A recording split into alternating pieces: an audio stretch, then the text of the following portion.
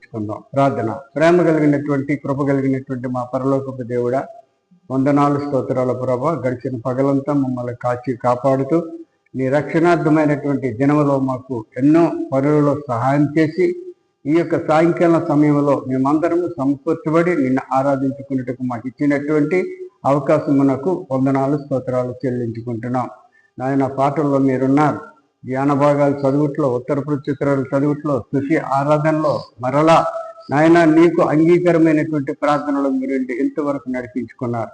ఆయన వచ్చినటువంటి బిడ్డలందరినీ దీవించండి ప్రభా. ఎంత ఆశలతో వచ్చారు ప్రభా. ఆ ఆశలను తీర్చగల శక్తి గల దేవుడు ప్రభా. నాయన బిడ్డలందరినీ దర్శించండి. నాయన కొందరు బిడ్డలైతే ప్రభా బలహీనతలతో ఉన్నారు. ఆ బలహీనతల నుంచి విడుదల దయచేయమని ప్రార్థిస్తున్నాం. అటు విధంగా ప్రభా మనసు పూర్తిగా నిన్ను కలిగి జీవించి బహుమానములు పొందుకున్నట్టుకు సహాయం చేయమని ఇప్పుడు మీ ధ్యాన భాగమును తండ్రి మరి వివరించటకు మాకు శక్తి చాలదు, కానీ మీ యొక్క ఆదరణకర్తతో మాకు మాట్లాడి మా హృదయములను ఆత్మీయ ఆహారంగా నింపమని యేసు పరిశుద్ధ నామములో మరి మరి వేడుకుంటూ ప్రార్థిస్తున్నాం తండ్రి. దేవునికి స్తోత్రం. మంచిది. ప్రియమైనటువంటి దేవుని బిడ్డలారా, మరి నేను ఇప్పుడు చదివించినటువంటి పాఠము పాత పాఠమే. ఆ పాత పాఠములో అద్భుతమైనటువంటి అర్థాలు ఉన్నాయి. 3 విషయాలు మనం అందులో చెప్పుకోబోతున్నాం, నేర్చుకుంటున్నాం. అపోస్తుల కార్యములు 9వ అధ్యాయము చాలా శ్రేష్టమైనటువంటిది. అపోస్తుల కార్యము 9వ అధ్యాయము చాలా శ్రేష్టమైనటువంటిది. అది అపోస్తులుడైనటువంటి పౌలు ప్రకటించినటువంటి మాటలు. అపోస్తులుడైనటువంటి పౌలు ఆ బిరుదు రాకముందు అతను ఏ పేరులో ఉండేవాడండి? సౌలు. వెరీ గుడ్, మంచివాడు. ఏం పేరమ్మా? సౌలు. సౌలుగా జీవించేవాడు ఆయన. అది ఆ పాఠాన్ని మనము 3 రకాలుగా మనము చెప్పుకోబోతున్నాం. దయచేసి గమనించండి, వినండి. ఉత్తర ప్రత్యుత్తరాలు చదువుకున్నారు. ఇక్కడ కష్టకాలమందు వారు దేవునికి మొర్రపెట్టిరి, ఆయన వారి ఆపదలలో నుండి వాడిని విడిపించెను. వారి కట్లను తెంపివేసి చీకటిలో నుండి మరణాంధకారములో నుండి వారిని రక్షించెను. చీకటి దేనికి సాదృశ్యం అండి? చీకటి దేనికి సాదృశ్యం? మన కళ్ళు కనబడుకుంటే పడిపోతూ ఉంటాం అన్నమాట. ఏరా కళ్ళు కామర్లు వచ్చాయరా, నీ కళ్ళు కనబడలేదురా అంటారు కదా. అది చీకటి అంటే పాపానికి హేతు. ఇక్కడ చీకటిలో నుండి మరణాంధగా ఎప్పుడైతే చీకటి ఆ మనిషికి ప్రాప్తించిందో ఆ వెంటనే వెనకతల ఏమి వెంటాడుతుందో తెలుసండి? మరణం. వెరీ గుడ్, చాలా మంచి వాళ్ళు చక్కగా చెప్తున్నారు. మరణము వెంటాడుతూ ఉంటుంది. చీకటిలో తిరిగే ప్రతి వ్యక్తికి కూడా బాగా గమనించండి. మనం ముందు ఎంతమందినో చూస్తున్నాం. చీకటిలో నడిచినటువంటి వారు మరణము వారికి వెంట ఆడుతూనే ఉంటారు. గనుక ఆయన కృపను బట్టి నరులకు ఆయన చేయు ఆశ్చర్య కార్యములను బట్టి వారు యెహోవాకు కృతజ్ఞతాస్తుతులు చెల్లించుదురుగాక. ఇక్కడ ఉన్నటువంటి మాట ఇక్కడ చాలా బాగా గమనించండి. నరులకు ఆయన చేయు ఆశ్చర్య కార్యములను బట్టి, నరులకు వారు చేయు ఆశ్చర్య కార్యములను బట్టి వారు యెహోవాకు కృతజ్ఞతాస్తుతులు చెల్లించుదురుగాక. చెల్లించారు అని ఉందా? చెల్లించుదురుగాక అని ప్రోత్సహిస్తున్నాడు ఇక్కడ కీర్తనకారుడు. వారికి చేసినటువంటి మేలును బట్టి వారికి దేవుడికి కృతజ్ఞతలు చెల్లించుదురుగాక. అంటే వాళ్ళు చెల్లించలేదనే లెక్క. వాళ్ళు ఏం చేస్తున్నారంటే దేవుని యొక్క కాపుదల, దేవుని యొక్క ఆశీర్వాదములు పొందుకుంటారు, దేవుని యొక్క మరి గొప్ప ప్రేమను పొందుకుంటున్నారు, కానీ దేవునికి కృతజ్ఞతాస్తుతులు చెల్లించటం లేదు. అయ్యో నా దేవుడు నన్ను రక్షించాడు, నా దేవుడు నన్ను కాపాడాడు, నా దేవుడు ఎంతో అద్భుతమైనటువంటి దేవుడు అని కృతజ్ఞతలు చెల్లించారా? లేదు. గనుకనే ఇక్కడ ప్రాసెస్ చెల్లించుదురుగాక. ప్రియమైనటువంటి దేవుని బిడ్డలారా, ఇప్పుడు స్తుతి ఆరాధనలో చక్కని పాటలు. దేవుడు ఎటువంటి ప్రేమ కలిగినటువంటి వాడు అనేది ఆ పాటలో ఎంతో అర్థం ఉంది. నేను అలాగే ఆలకించాను, మీరు ఆలకించి పాడుతున్నారు, కానీ మీకు అర్థం అవ్వదు. సాతానుడు మిమ్మల్ని వాటిని అంగీకరించినవాడు. ఎందుకంటే పెద్ద భక్తులు అయిపోతారేమో. కనుక ప్రియమైనటువంటి దేవుని బిడ్డలను గమనించండి, దేవుడుకి మనకు చేసినటువంటి మేలులను బట్టి మనము కృతజ్ఞతాస్తుతులు చెల్లించాలి. ఇక్కడ చెల్లించలే, అప్పలంగా దేవుని యొక్క మేలు పొందుకుంటున్నారు, కానీ దేవునికి కృతజ్ఞతాస్తుతులు చెల్లించలే. ఆపదల్లో దేవునికి మొరపెడుతున్నారు, దేవునికి మొరపెట్టేటప్పుడు ఆపదల్లో దేవుడు కాపాడుతున్నాడు, కానీ వీరు కృతజ్ఞతాస్తుతులు చెల్లించలే. గనుక ప్రియమైనటువంటి దేవుని బిడ్డలారు అక్కడ చూడండి, మరి 16వ మాట, ఏలయనగా ఆయన ఇత్తడి తలుపులను పగలగొట్టి ఉన్నాడు, ఇనుప గడియలను విరిగొట్టి. గమనించండి, ఒక్కొక్క మాట నేను బోధిస్తే చాలా సమయం నేను బయట వస్తుంది, ఇంకా త్వరగా మాట్లాడుతున్నాను. ఇక్కడ ఎంతటి అపరశుద్ధి శక్తులనైనా దేవుడు పగలగొట్టగలడు, ఎంతటి భయంకరమైనటువంటి వాటినైనా సరే ఆయన పగలగొట్టగల శక్తి గల దేవుడు మన దేవుడు. నీకు ఎంత భయంకరమైనటువంటి రూపకమైనటువంటి క్షయవ్యాధి కలిగినటువంటి నీ శరీరం అంతటి కూడా పెద్ద వ్యాధి సంభవించినప్పటికీ కూడా దాన్ని తీసివేయగలిగినటువంటి వాడు మన దేవుడు. ప్రియమైనటువంటి దేవుని బిడ్డలారా, చాలాసార్లు మీకు చెప్పాను ఒక ఉపమానం. ఒక దైవ సేవకుడు సేవ చేసుకుంటున్నాడు, అపవాది ఆయనలో దూరిన తర్వాత ఆయనకి అస్వస్థత వచ్చింది. అస్వస్థత వస్తే పిల్లలు, నాలా ఉన్నటువంటి పిల్లలు హాస్పిటల్కి తీసుకువెళ్ళి ఆయనకి పరీక్ష చేస్తే ఆయనకి ఏమని డాక్టర్లు సలహా ఇచ్చారో తెలుసండి, ఈయన ఒక 6 మాసాల తర్వాత చచ్చిపోతాడు. ఎన్ని మాసాలు? 6 నెలల తర్వాత ఈయన చచ్చిపోతాడు కనుక మరి ఈయన మనం మందులు ఇచ్చినా అలాగే ఉంటాడు, లేకుంటే చచ్చిపోవడం మాత్రం గ్యారంటీ. ఈ యొక్క 6 మాసాల్లో ఆయనకి బలం కలగడానికి నీ మెడిసిన్ మందులు రాస్తాం, తీసుకువెళ్ళండి అని చేసి పంపించాడు. దైవ సేవకుడు వచ్చాడు, ఆలోచించాడు, భయపడలేదు, జడియలేదు, బెంగ పెట్టుకోలేదు కూడా. బెంగ పెట్టుకోకుంటే ఏం ఆలోచించాడో తెలుసండి, నాకు దేవుడు 6 నెలలు ఇచ్చాడు కదా ఆయుసు, ఈ 6 నెలల్లో నేను విపరీతమైనటువంటి సేవను చేసేస్తానని నిర్ణయించుకున్నాడు. దేవునికి స్తోత్రం. నేను విపరీతమైనటువంటి విశ్రాంతి లేకుండా నా దేవుని సేవను నేను చేస్తాను, చాలు నాకు 6 మాసాలు అనుకొని 6 మాసాలు కూడా రాత్రింబగల నిద్ర లేకుండా చక్కని సేవకుడు కనుక చక్కని సేవ అతను మరి చేయటం జరిగింది. 6 నెలలు నిండిపోయాయి. గొప్ప వర్తమానాలు ప్రజలకి ఎంత మందికో అందించాడు. అందించిన తర్వాత 6 నెలలు అయిపోయాయి. మళ్ళీ డాక్టర్ దగ్గరికి పిల్లలు తీసుకెళ్ళిన తర్వాత డాక్టర్ పరీక్ష చేసేటప్పుడు ముందు ఇతన్నే తీసుకొచ్చి రిపోర్ట్లు పెట్టి అడుగుతున్నాడు డాక్టర్, ఇతనేనా ముందు తీసుకొచ్చినాడు, ఈ రిపోర్ట్లు ఇతనివేనా ఇంకెవరివి అని అడుగుతున్నాడు. ఎందుకు డాక్టర్ గారు అలా అడుగుతాడు? ఇతనిలో ఏటి లేవని అంటున్నాడు. దేవునికి స్తోత్రం. ఇతనిలో ఏ జబ్బు చర్యలు లేవు అని చెప్తున్నాడు. ప్రియులారా, దీనిని బట్టి మనము అర్థం చేసుకోవాల్సినటువంటి సంగతి ఏమిటంటే, ఎటువంటి బాధనైనా, ఎటువంటి వ్యాధినైనా, ఎటువంటి భయంకరమైనటువంటి పరిస్థితులు కూడా మనం దేవుడు బాగు చేయగలిగినటువంటి వాడు, బాధలలో ఉన్నటువంటి వాడిని విడుదల చేయగలిగినటువంటి దేవుడు. అలాంటి దేవుడికి మనము కృతజ్ఞతలు చెల్లించాలా లేదా? చాలా మంది ఏం చేస్తున్నారు తెలుసండి, కృతజ్ఞత బహుగా ఏడ్చి దేవుని యొక్క మేలును పొందుకొని కృతజ్ఞతాస్తుతులు చెల్లించడం లేదు, ఇష్టానుసారంగా ప్రవర్తిస్తున్నారు. యెరూషలేములో జరిగినటువంటి వింతలు అవే. 17వ మాటలో చూసినట్లయితే, బుద్ధిహీనులు, గమనించండి, బుద్ధిహీనులు తమ దుష్ట ప్రవర్తన చేతను, తమ దోషము చేతను, అక్కడ ఆగండి, ఎవరండి బాధలు తెచ్చుకుంటారు? బుద్ధిహీనులు దుష్ట ప్రవర్తనను బట్టి, తమ దోషమును బట్టి బాధలు తెచ్చుకుందరు. బాధలు ఎవరికి వస్తాయి? దుష్ట ప్రవర్తనలు ప్రవర్తించినటువంటి వారికి. కొంతమందికి అనగాలు రావు కదా అని విర్రవీగుతారండి. చాలా మంది విర్రవీగుతారు, హఠాత్ అయినటువంటి బాధను కొని తెచ్చుకుంటారు. ఇటువంటి వారు మన ముందు ఎంతమంది కనబడ్డారు? ఎంతమందిని మనం చూసాం? ప్రియమైనటువంటి దేవుని బిడ్డలారా, ఈరోజు దేవుడు మనకిచ్చినటువంటి ఈ ధ్యానము దేని కొరకు తెలుసండి? ఇక్కడ దేవుని బిడ్డలుగా గుర్తింపబడినటువంటి మీరు జాగ్రత్త కలిగి ఉండడానికి. దేవునికి స్తోత్రం.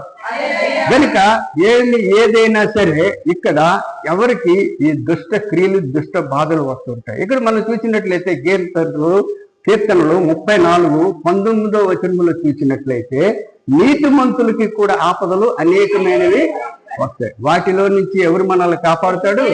దేవుడు కాపాడుతాడు. దేవునికి స్తోత్రం కలుగును. నీతిమంతులకి కూడా అనేకమైనటువంటి ఆపదలు వస్తాయి. వచ్చినప్పటికీ కూడా దేవుడు దానిలో నుంచి మనల్ని కాపాడుతాడు. దుష్టునికి అనేకమైన ఆపదలు వస్తాయి. మొన్నను అనుకున్నామండి, నేను అక్కడ కూర్చున్నటువంటి భక్తులు, దేవుడు దుష్టుల్ని నీతిమంతుల్ని ఒకేలాగా చూస్తాడు. ఆ దుష్టులు అర్థం చేసుకోవాలి, అర్థం చేసుకొని మారాలి. దేవుడికి ఏముంది? మన క్యాషియర్ గారు కూడా అన్నారు, బాబురావు గారు నాకు చెడ్డ కొడుకు ఉన్నాడు, విడిచిపెట్టలేం కదా, మంచి కొడుకుని చూస్తాను, చెడ్డ కొడుకుని చూస్తాను. అలాగే నువ్వు కూడా చెడ్డ కొడుకు ఉన్నారు, మంచి కొడుకులు ఉన్నారు. ఆ చెడ్డ కొడుకుని విడిచిపెట్టలేవు, మంచి కొడుకుని అలాగే భూలోకంలో ఉన్నటువంటి వారిని దుష్టుల్ని ప్రేమిస్తాడు దేవుడు, దోషుల్ని ప్రేమిస్తాడు, మంచివాడిని ప్రేమిస్తాడు. దుష్టులు తెలుసుకోవాలి. ఎప్పుడైతే దుష్ట ప్రవర్తనను నువ్వు విడుదల చేసుకుంటావో, దానిని విడిచిపెడతావో, అప్పుడు దేవుడు నిన్ను ఆకర్షిస్తాడండి. దేవునికి స్తోత్రం. నీతిమంతులు ఎప్పుడు కూడా దేవుడు ఆకర్షిస్తాడు. కనుకని ఇక్కడ దుష్టత్వమును బట్టి, దోషమును బట్టి బాధలు తెచ్చుకున్నారు. ప్రేమైనటువంటి దేవుని బిడ్డలారు, ఇక్కడ యెరూషలేములో ఉన్నటువంటి వారు, అదే అపోస్తల కార్యముల 9వ అధ్యాయంలో మనం చూసినట్లయితే యెరూషలేములో ఉన్నటువంటి వారు అటువంటి వారు. యెరూషలేములో ఉన్నారు, అందరూ దుష్ట క్రియలు చేస్తున్నారు, దుష్ట ప్రవర్తనలు చేస్తున్నారు, దోషులుగా మారారు. దోషులు, దుష్ట ప్రవర్తనలు, దుష్ట క్రియలు చేసినటువంటి వారు ఎవరి సంబంధం వారు? సాతాను సంబంధమైనటువంటి వారు. తెలియనట్టు కూరుకుంటున్నారంటే మీరు సాతాను యొక్క సహవాసం చేసినటువంటి వారు. గనుక అటువంటి వారిగా పవిత్రమైనటువంటి సొలొమోను ద్వారా యెరూషలేము పట్టణంలో అద్భుతమైనటువంటి ఆలయముగా నిర్మింపబడినటువంటి ఆలయము అది చెడిపోయింది కనుక అక్కడ సౌలు ఏం చేశాడంటే అక్కడ ఉన్నటువంటి క్రైస్తత్వము పొందుకున్నటువంటి వారిని అందరిని కూడా బాధలు పెట్టడం, స్త్రీలను పురుషులను అనేక మందిని బాధలు పెట్టడం ప్రారంభించాడు. బాధలు పెట్టి సౌలుగా ఉన్నాడప్పుడు ఇష్టానుసారమైనటువంటి బాధలు పడుతున్నాడు. ఇష్టానుసారమైనటువంటి భయంకరమైనటువంటి పరిస్థితి, ఎటువంటి చెదరాచెల్లమైపోతున్నారు. పవిత్రమైనటువంటి యెరూషలేము అండి, ఆలయం అండి.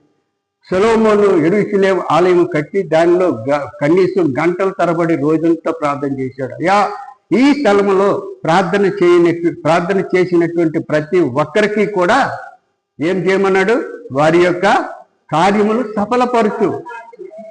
ఎటువంటి పరిస్థితుల్లో కూడా ఏ యొక్క దుష్టత్వము నుండి వచ్చి నిన్ను వేడుకున్నటువంటి బిడ్డలందరినీ కూడా వారిని రక్షించు. అయా, పూర్వకాలము మా యొక్క ఐగుప్తిలో నుంచి నీ బిడ్డలను రక్షించి తీసుకుని వచ్చావు.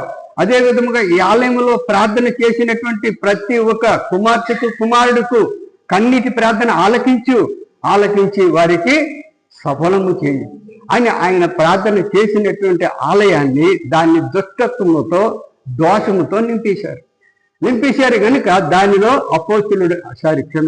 సౌలు అన్నటువంటి ఆయన ప్రవేశించగలిగాడు. అందులో ఉన్నటువంటి క్రైస్తత్వం పొందుకున్నటువంటి పురుషులను, స్త్రీలను, యాజకులను అందరినీ కూడా భయంకరమైనటువంటి శ్రమ పెట్టడంలో వాళ్ళు పట్ట అయిపోయారు, చెదిరిపోయారు. చుట్టుపక్కల ఉన్నటువంటి పట్టణాలన్నింటినీ కూడా భయంకరమైనటువంటి పరిస్థితుల్లో వాళ్ళు బాధ పెడుతూనే ఉన్నాడు. చివరికి దమస్కు ఒక్కటి నిలబడింది. ఈ కథ మీకు చాలాసార్లు చెప్పాను నేను. దమస్కు నిలబడింది. ఆ దమస్కులోకి వెళ్ళి అక్కడ కూడా ఆలయముని, అక్కడ ఉన్నటువంటి ప్రజలని కలతబెట్టి వారిని చెదరం చేసేద్దామని నిర్ణయాన్ని తీసుకుని అక్కడ పత్రం తీసుకున్నాడండి సౌలు. పత్రం తీసుకొని ఎక్కడికి వెళ్తున్నాడు? దమస్కు. గుర్తుపెట్టుకుంటే చాలాసార్లు నేను ఈ మాట చెప్తానండి. దమస్కుకు బయలుదేరాడండి. దమస్కులో ఉన్నటువంటి విశ్వాసులు ఎటువంటి వారండి? చాలా ప్రార్థనతో నిండుకున్నటువంటి వారు. కనుక వెళ్ళగలిగారా? వెళ్ళలేకపోయారు. యేసు ప్రభు మధ్యదారిలో అడ్డేశాడు. మెరుపు వచ్చింది, ఆయన కిందన పడిపోయాడు. ఆయన తోటలు కూడా కిందన పడిపోయారు. మీరెవరైనా సౌలు అడగడం జరిగింది, నువ్వు హింసిస్తున్నటువంటి యేసుని నేను. దేవునికి స్తోత్రం. వీళ్ళరా, యేసు ప్రభు పరలోకంలో ఉంటాడు, ప్రజలందరూ ఎక్కడ ఉన్నారు? భూలోకంలో ఉన్నారు. భూలోకములో వచ్చినటువంటి తన ప్రజలకు హింస వస్తే ఆయనకి హింస అంటున్నాడు. దేవునికి స్తోత్రం కలుగునుగాక. గమనించారా? తన యందు భయభక్తులు కలిగి తన అడుగుజాడలు విడిచిపెట్టకుండా చక్కగా దేవునిని కొనియాడినటువంటి బిడ్డలపై ఆయన దృష్టి ఉంటాడు. ఆ బిడ్డలకు శ్రమ వస్తే దేవునికి వచ్చినటువంటి శ్రమ గనుక అక్కడ చెప్తున్నాడు. ఆయన ఏం చెప్తున్నాడంటే, సర్వ సృష్టాధికారి అయినటువంటి యేసు, నీవు హింసిస్తున్నటువంటి యేసుని నేను అంటున్నాడు. పరలోకానికి వెళ్ళి హింసించాడా సౌలు? లేదు కదా. తన ప్రజలను హింసించేసరికి ఆయన తన మీద వేసుకుంటున్నాడు. మన పాప భారములో మోసినటువంటి దేవుడు, మన దేవుడు, పాప భారములు మోసినటువంటి మన దేవుడు, మన అపవిత్రమైనటువంటి క్రియలన్నిటిని కూడా ఆయన మోసినటువంటి వాడు. తన యందు భయభక్తులు కలిగినటువంటి బిడ్డలకు ఎంతగానో ప్రేమిస్తాడు. గనుకనే ఆయన చెప్తున్నాడు, నువ్వు హింసిస్తున్నటువంటి యేసుని నేను అని చెప్పుతూ ఆయనకి అక్కడ కొండలు పోగొట్టేశాడు. కొండలు పోగొట్టిస్తే ఆయన తిరిగి అననీయ దగ్గరకు ఆ దమస్కులోకి వెళ్ళాడు. దమస్కులోకి వెళ్ళిన తర్వాత ఆయనకి చూపు కలిగింది. దేవునికి స్తోత్రం. ప్రేమైనటువంటి దేవుని బిడ్డలారా, ఇక్కడ గమనించవలసినటువంటి విషయం ఏంటంటే, ఈరోజు మనకు దేవుడిచ్చినటువంటి పాఠము, మనకిచ్చినటువంటి ఆలయంలో ప్రార్థన పరులుగా మనము జీవించాలి. ఎప్పుడైతే నువ్వు ప్రార్థనా పరులుగా మనము జీవించడం ప్రారంభిస్తామో చుట్టుప్రక్కల ఉన్నటువంటి ప్రమాదాలన్నీ కూడా దూరపరచబడతాయా లేదా? దమస్కుకు రావాల్సినటువంటి ప్రమాదం దూరపరచబడిందా లేదా? దూరపరచబడింది. కనుక ఇక్కడ ఈ యొక్క ఆలయంలో మనము ఎలా ఉండాలండి? దుష్ట ప్రవర్తనతో ఉండాలా? సరి చెప్పరేటి దుష్ట ప్రవర్తనతో మనము ఉండలేదు, కానీ దేవుని యొక్క క్రమముల పద్ధతిలో మనము జీవించాలి. అప్పుడు నీకు నాకు ఏ దుష్టతి రాదు, ఏ దుష్టత్వం రాదు, ఏ యొక్క శ్రమ కూడా రావటానికి కష్టమవుతుంది. దమస్కు వారు అటువంటి వారు ప్రార్థన శక్తితో నిండుకున్నారు కనుక అక్కడికి దుష్టత్వము వెళ్ళలేకపోయింది. ఈ యొక్క మనకు దేవుడిచ్చినటువంటి ఆలయంలో ప్రార్థనా పరులుగా మనం ఉంటే, ప్రార్థనా శక్తితో మనముంటే, దేవుని సహవాసముతో మనముంటే, మనకు రాబోయే దుష్టత్వాలు, దుర్మార్గులు, చాలా భయంకరమైనటువంటి పరిస్థితులన్నీ కూడా దేవుడే దూరం చేస్తాడు. ఆ టైంలో కరోనా వచ్చింది, ప్రతి ఒక్క బాధ పెట్టింది, చాలా మంది దేవుని బిడ్డలు కూడా కొనిపోయింది. చాలా మంది ప్రార్థన చేశారండి, కన్నీటి ప్రార్థన చేశారు, చేయటము అదంతా కూడా అరకట్టబడింది. దేవునికి స్తోత్రం. అటువంటి శక్తిగల దేవుణ్ణి దూషించినటువంటి వారు ఈ రోజుల్లో ఎంతమంది ఉన్నారండి? మనలో ఉన్నారు, ప్రపంచంలో ఉన్నారు, రాజ్యాల్లో ఉన్నారు. ప్రేమైనటువంటి దేవుని బిడ్డలారా, అటువంటి దేవుని యొక్క శక్తిని పొందుకుంటున్నటువంటి ఆ సౌలు ఎలా మారాడు? పౌలుగా మారాడు. సౌలు పౌలుగా మారాడు. పౌలుగా మారిన తర్వాత ఆయన అక్కడికి వెళ్ళి అననీయ అనే ఆ యాజకుడు, దేవుని ప్రసంగికుడు, అక్కడ ఉన్నటువంటి అతని దగ్గరికి వెళ్ళి ప్రార్థన చేయించుకున్న తర్వాత ఆయనకున్నటువంటి ఆ అపవిత్రాత్మ అయినటువంటి కంటి పొరలు రాలిపోయి ఆయన శక్తి తెచ్చుకున్నాడు. యేసే నీతో దేవుడని ప్రకటించడం ప్రారంభించాడు. అందరూ ఆశ్చర్యం పొందుకున్నారు. నిన్నటి వరకు అందరిని కష్టపెట్టాడు ఇతనే కదా, ఏటలుగా అవుతున్నాడని అతని మీదకి కుట్ర పడినటువంటి దురాత్మ శక్తులు కలిగినటువంటి వారు బోళ్ళు మంది అతను చంపాలని చూశారు. అతన్ని ఏం చేయాలని చూశారు? చంపాలని చూసేటప్పుడు ఆయన్ని ఎలవగల దేవుని సేవకులు, ఆ చదివితే తెలుస్తుంది మీకు, అక్కడ ఆ 9వ అధ్యాయమంతా దేవుని యొక్క బిడ్డలు ఆయన్ని ఇంకొక గ్రామానికి పంపించేస్తారు. ఆయన మహాబలముతో మహాశక్తితో దేవుని యొక్క గొప్ప భారమైనటువంటి సువార్తను ప్రకటించడం ప్రారంభించాడు. అక్కడ అదే విధముగా పేతురు కూడా ఇక్కడ ప్రకటించడం మనం చూస్తున్నాం. చూద్దాం 32వ వచనంలో, ఆ తరువాత పేతురు సకల ప్రదేశములలో, ఈ మాటలు మీకు అర్థమవును కాక నేను ఒక్కొక్క మాట బోధిస్తే లేట్ అయిపోతుంది కనుక సింపుల్ గా చెప్తున్నాను. పేతురు ఏం చేస్తున్నాడంటే సకల ప్రదేశములలో సంచారం అంటే తిరుగుచూ యుద్ధాలో కాపురమున్న పరిశుద్ధుల యొద్దకు వచ్చాను. దేవునికి స్తోత్రం. పేతురు గారు ఇక్కడ ఈయన కూడా అనేక గ్రామాలు సువార్త ప్రకటిస్తూ అద్భుతాలు చేస్తూ చివరికి లుద్దాలో పరిశుద్ధులు ఉన్నారు. అక్కడ అక్కడ ఎవరున్నారండి? పరిశుద్ధులు ఉన్నారు. ముందుగా ఎక్కడ పరిశుద్ధులు ఉన్నారు? సౌలును పాడు చేశారు దమస్కో. Very good. ఎక్కడ ఉన్నారు పరిశుద్ధులు? దమస్కో. రెండవదిగా ఇక్కడ లుద్దాలో పరిశుద్ధులు అనేక మంది ఉన్నారు. అనేక మంది పరిశుద్ధులు ఉన్నారని పేతురు తెలుసుకొని పట్టణాలు, గ్రామాలు అన్ని సువార్త ప్రకటిస్తూ లుద్దాలోకి వెళ్ళాడు. లుద్దా అనే ప్రదేశమునకు వెళ్ళటం జరిగింది. అక్కడ పక్షవాయువు కలిగి 8 ఏండ్ల నుండి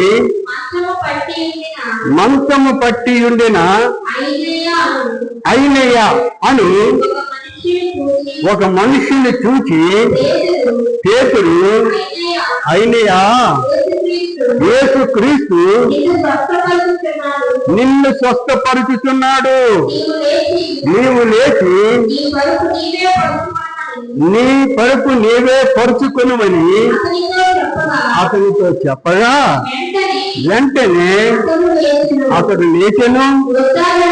లుద్దాలోను సారోనులోను ఉన్న కాపురమున్న వారందరూ అతని చూచి ప్రభువు తట్టి తిరిగి. దేవునికి స్తోత్రం.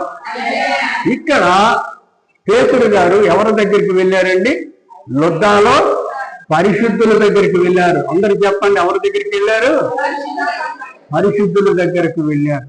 పరిశుద్ధుల దగ్గరికి వెళ్ళి అక్కడ ఐనయ్య అనే ఒక ఆయన పక్షవాతముతో మంచము పట్టి 8 సంవత్సరములను బట్టి ఆ మంచం మీద ఉన్నాడు. అలాగా ఉన్నాడు. కానీ ఆయన పక్షవాతము పట్టి చేతులు రావు, కళ్ళు రావు, నోరు రాకపోయినా ఆయన మాత్రము పరిశుద్ధతతో ఉన్నాడండి. పరిశుద్ధుల మధ్యని పరిశుద్ధతతో ఉన్నాడు. నాకు దేవుడు బాగు చేస్తాడు, లేదంటే దేవుడు బాగు చేయకపోయినా పర్వాలేదు, కానీ నేను దేవుణ్ణి నమ్ముకున్నాను అని పరిశుద్ధతతో ఉన్నాడు. ఆయన పరిశుద్ధతతో ఉన్నాడు గనుక దేవుడు పేతుర్ని ఆ పరిశుద్ధుల దగ్గరికి పంపించాడు. దేవునికి స్తోత్రం.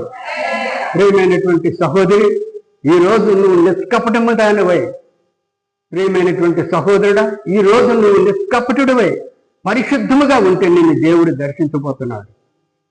ఇక్కడ ఐనయ్యకు అదే విధముగా పేతురు దర్శించాడు.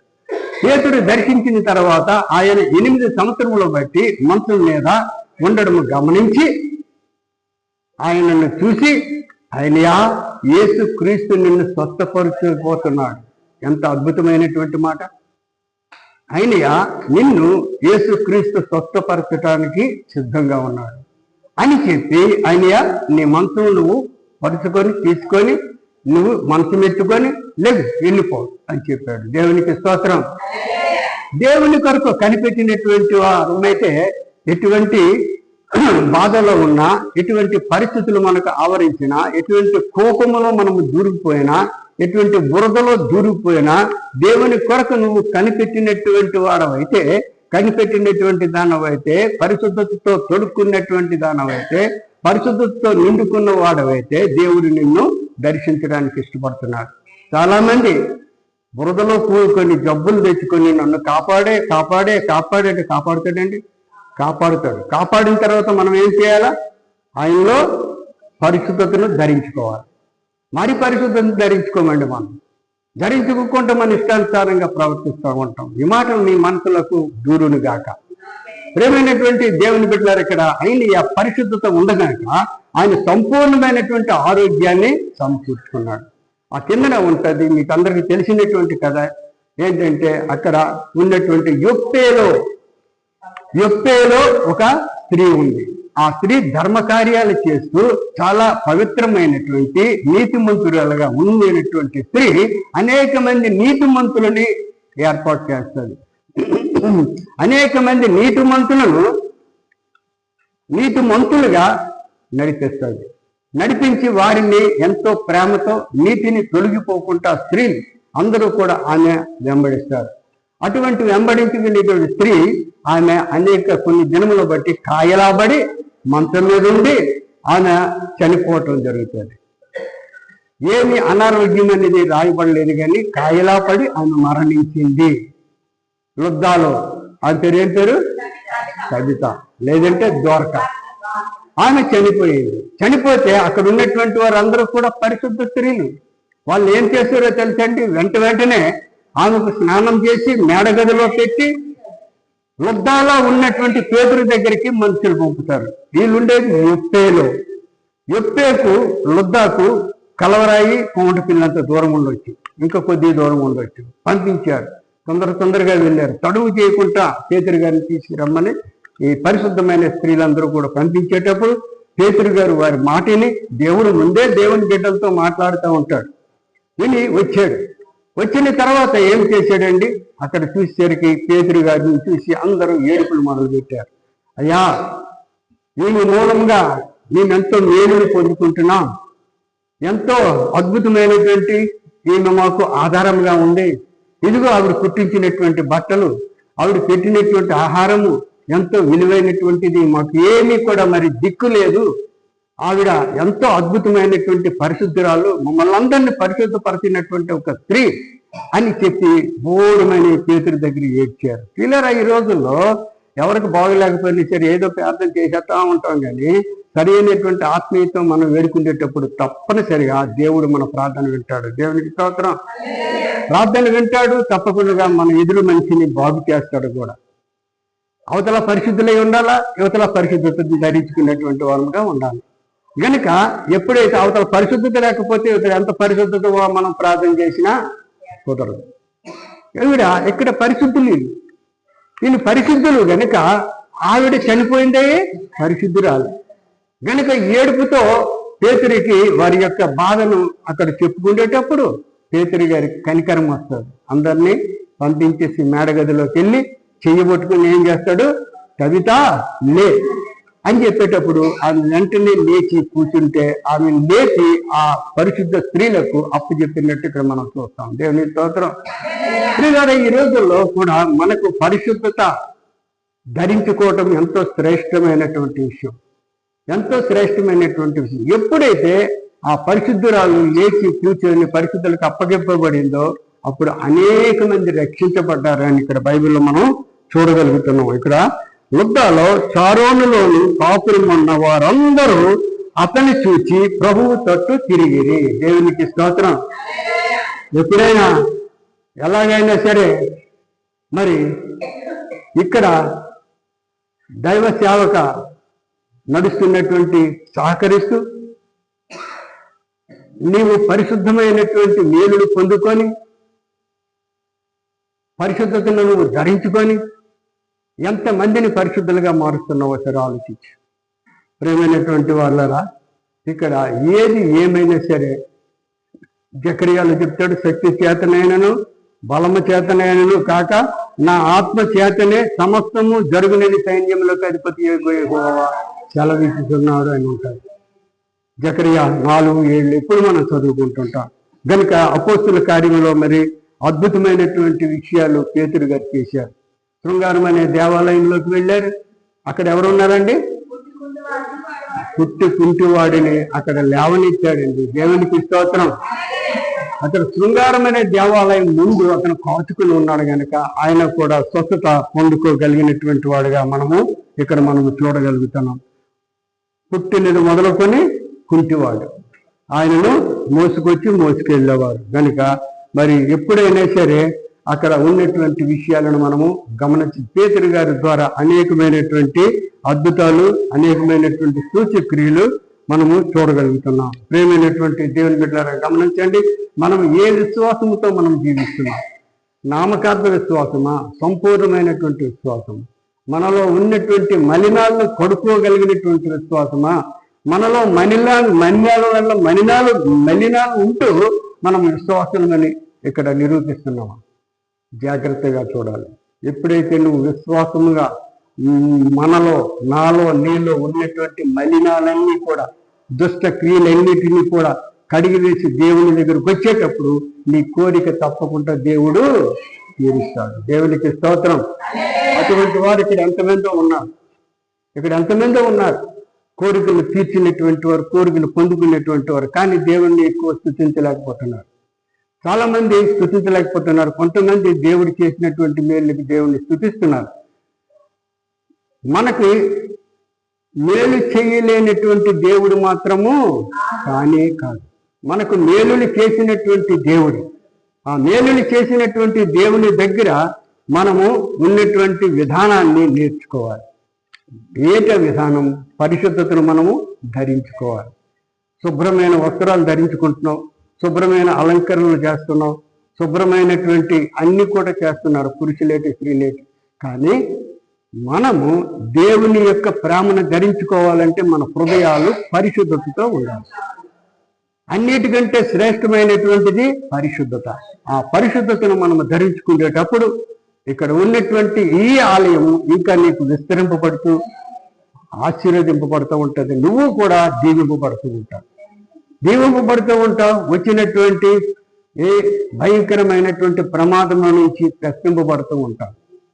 ఆలయంలో నువ్వు ఎప్పుడైతే ఒక స్పష్టమైనటువంటి మరి చక్కని సంఘముగా మనము ఎప్పుడు గుర్తింపబడతామో అప్పుడు ఇక్కడికి వచ్చినటువంటి ప్రమాదాలన్నీ కూడా తగ్గింపబడతాయి. కనుక ప్రియమైనటువంటి దేవుని బిడ్డలారా, ప్రార్థన శక్తి కలిగినటువంటి వారముగా జీవిద్దాం. ఉపవాస ప్రార్థనలతో దేవునికి మన ఆత్మలు సమర్పించుకుందాం.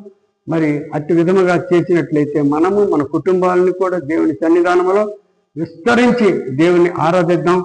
అద్భుతమైనటువంటి దేవుని ప్రేమను పొందుకుందామని హెచ్చరిస్తూ ఈ కొద్ది మాటలతో ముగిస్తున్నాం. దేవునికి స్తోత్రం. చిన్న ప్రార్థన. పరిశుద్ధుడైన మా తండ్రి, వందనాలు ప్రభా. ఇంతవరకు చాలా శ్రేష్టమైనటువంటి మాటలు వినిపించారు. కొంతమంది తండ్రి పరిశుద్ధత లేని వారికి అది కఠినముగా ఉంటాయి.